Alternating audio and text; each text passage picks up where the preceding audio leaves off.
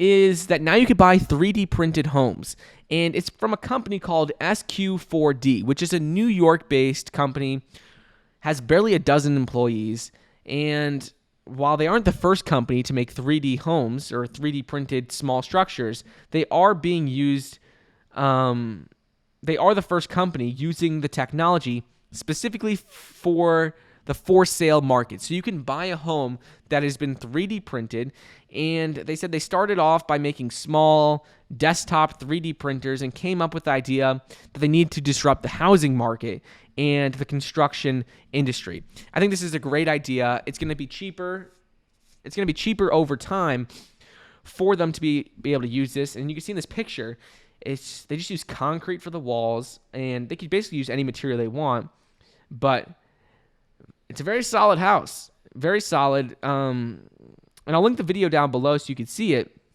But they're saying with this technology, they're trying to build homes and houses in half the time for half the price. They don't have to worry about, paying workers as much.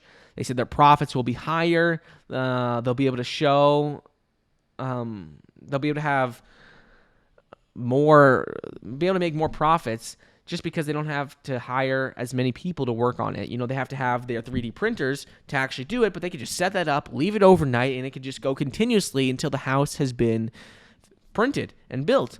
So it'll be pretty interesting to see how that plays out. I think as we see 3D printing get more and more advanced, especially with using different materials, making it cheaper, I think we're going to see more and more houses and even maybe apartment complexes down the road be 3D printed, because it is just so much easier if you could just program a computer to 3D print an entire building and just set it up, leave it there, for a couple of days in a row, however long it takes, and you don't need really much supervision at all. The machine can just automatically build everything once it's programmed. So it'll be interesting to see how that plays out. But the company is called SQ4D. It's not a publicly traded company.